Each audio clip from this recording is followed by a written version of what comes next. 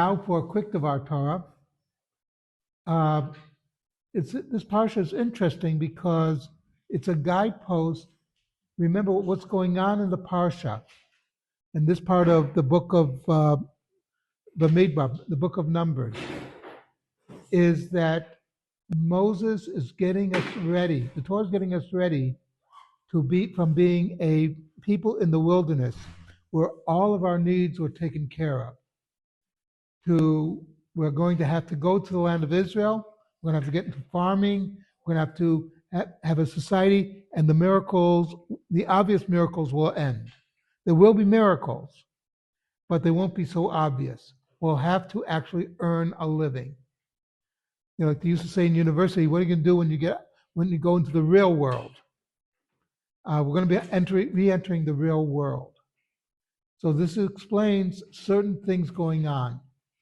That it starts off with Pinchas getting the bracha of peace, getting the blessing of peace.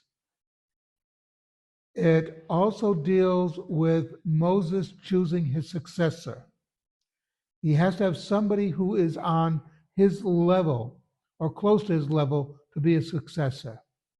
Somebody and his sons are bypassed for somebody more competent, Joshua, who's been his student, etc., who's been studying and is going to be taking over. Then he also has to deal with certain unexpected problems. The issue of the daughters of Zelophehad and getting their inheritance.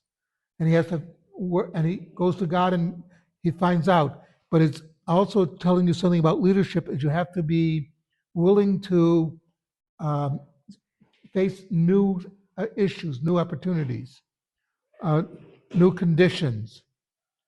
But in the middle of all this, we have a recitation of the offerings that we give, first on a daily basis, and then the special offerings on Shabbat, then the offerings on the Rosh Chodesh, the new month, and then Passover, Shavuot, Rosh Hashanah, Yom Kippur, Sukkot, and then Shmini Atzeret. So, like, what's that doing here in the middle? What does that have to do with what's going on? And the reason is, again, in preparation for us entering the land, we're going to have a society, and leaders will come and go. That Aaron leaves the priesthood, he passes away, his son takes over, Eleazar, the high priest will come and go. For society to function, it has to function with leaders leaving. And this is what the important thing of all these offerings, telling the people, look this is going to be permanent. There's going to be permanent that you're going to be doing these things, make these offerings in the Mishkan, in the tabernacle, and later in the temple. Because this is something important. As many of you know who have children, a child won't understand a lot of what's going on in Rosh Hashanah, but they're excited about the shofar. That's something that stands out to them. They look, and these traditions are very important as teaching mechanisms. And then we look at it that God really doesn't need our sacrifices, doesn't need our offerings. Newsflash, God does not eat. We need this. Everything God is telling us to do is not that God needs it. God wants us to do it, to make us better. For whatever reason, God needs us to be better Jews.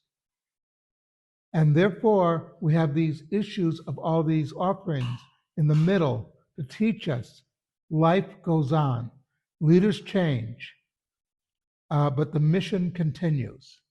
And within the mission, you operate. So that's why you have all these offerings now in the middle of Parshat Pinchas. Something to think about.